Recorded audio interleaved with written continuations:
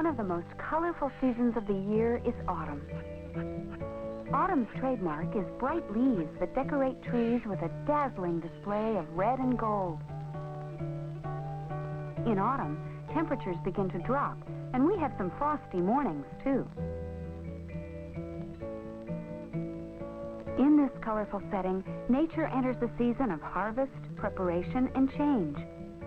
Summer's riches are still with us, but winter's hardships are not far away. There is much to do before all the leaves fall.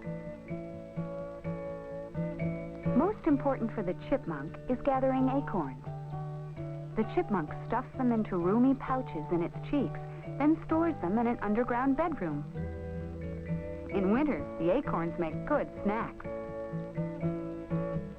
The gray squirrel awakens, yawns, and stretches, ready for a busy day. It will bury nuts while there are plenty to be found. In winter, the hungry squirrel can find them by smell. Watch out, gray squirrel. The squirrel heads for the trees in a race against a red fox.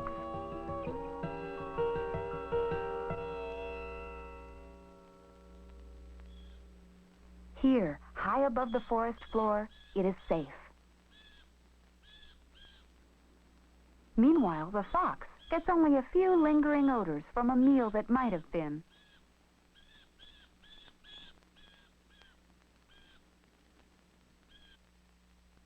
Against a woods with colors that match its own, the fox continues to hunt.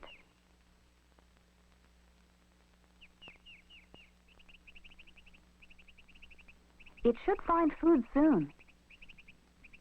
Forests and fields have lots of it in fall, especially young and easily caught rodents like mice that were raised in large numbers during summer. Now families of wild turkeys roam widely in woodlands.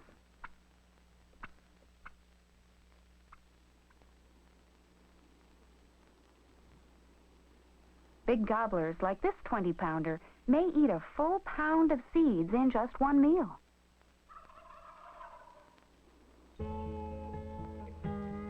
Early autumn is the best time to see colorful spiders waiting in webs. High populations of grasshoppers are sure to provide the spiders plenty of food. Nearby, in a field of blossoming fall flowers, a praying mantis also dines on grasshoppers. Surprisingly, some mammals and birds may still be caring for young in autumn. Coots are an example. So are barn owls. In fact, barn owls may raise monkey-faced young any time of year. The young can make a frightening hiss.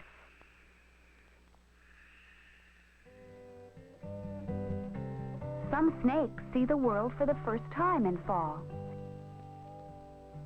They hatch from eggs which were laid in summer. When it hatches, this young black snake may already be a foot long.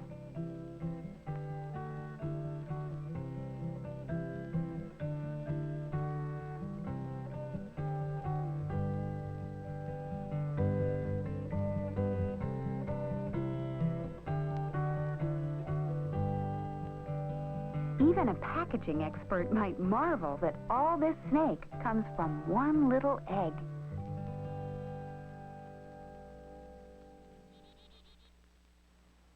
Once out, the snake crawls off to inspect the neighborhood.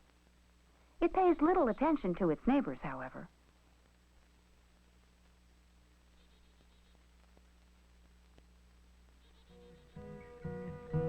In the trees and shrubs above, large quantities of seeds, berries, and nuts are ripening. They will provide birds and animals with plenty of food. At the same time, people are harvesting many of the crops they had planted. Some animals will live on these nuts and seeds all winter long. Many birds, like robins, will give up chasing worms and insects in fall. Instead, they feast on seeds and berries, which have become more plentiful.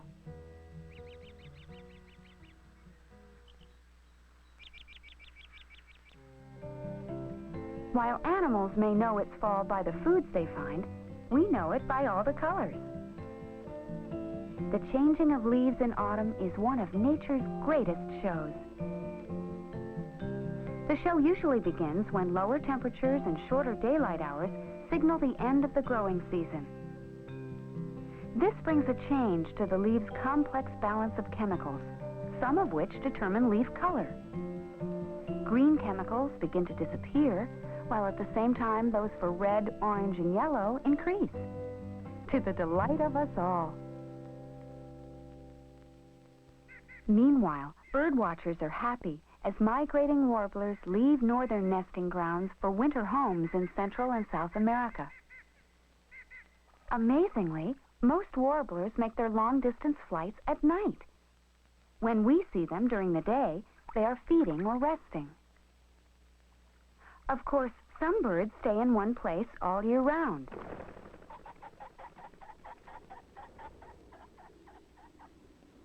The ring-necked pheasant, famous for its explosive takeoff, can fly only short distances.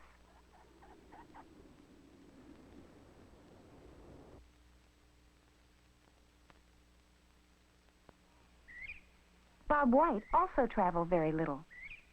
The whole covey might spend its entire life on one farm.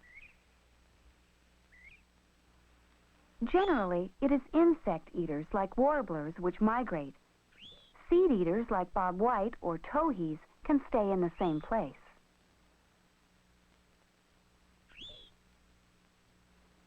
Some birds, like mourning doves, may stay put or travel as they please.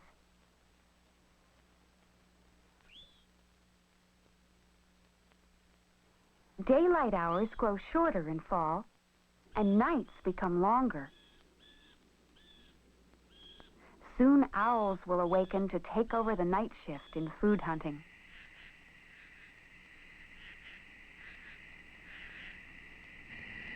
Flying squirrels join them. Flying squirrels are common over most of the continent, but we rarely see their acrobatic leaps and glides because these squirrels are out at night.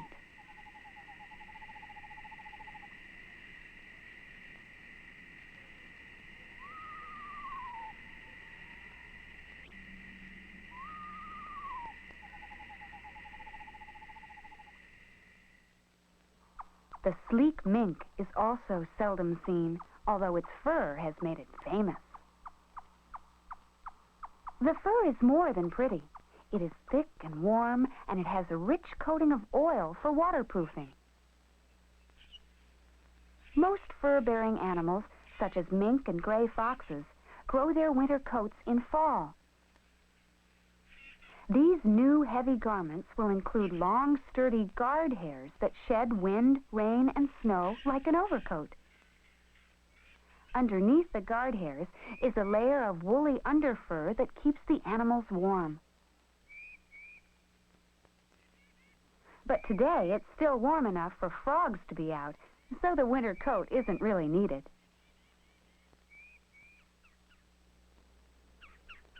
One of the season's treats for gray foxes is sugary sweet persimmons.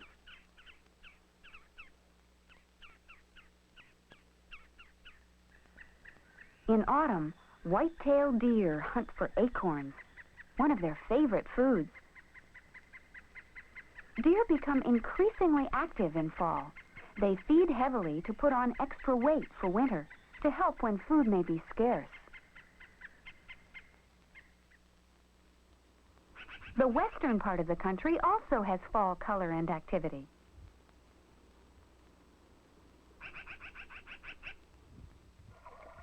Trout are still active in crystal clear mountain streams, but they're heading toward deeper water for winter. The bull moose feeds in a world-colored golden brown. Most often, he dines alone. 300 to 400 pounds and is half as large as mother. The two travel together constantly. The bison are growing great shaggy coats. Their thick fur was once highly prized as the warmest possible winter clothing. These calves enjoy their last tastes of milk. Soon they will be weaned from their mother.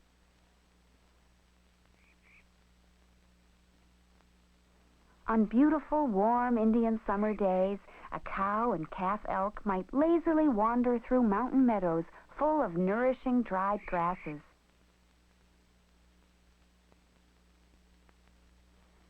There is time to relax and chew the cud. But a distant bugle-like call means the bull elk have other very important matters in mind. It is the rutting or mating season. Now the bulls will fight it out to see who is the most powerful. After an early snowfall, antlers clash in head-to-head combat.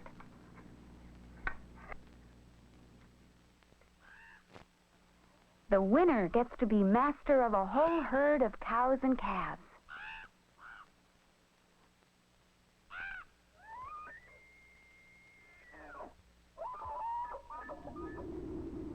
A snowstorm makes the black bear uncomfortable. It doesn't like the cold and will have difficulty getting food. So it's time to dig and prepare a den.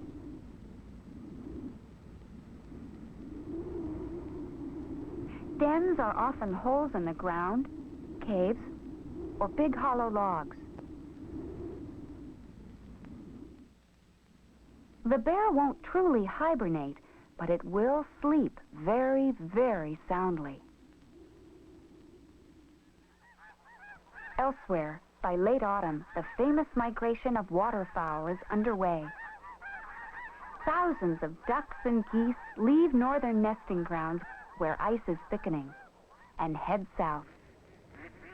Most birds spent the summer in small family groups, but now they often gather in huge flocks that can cover an entire lake.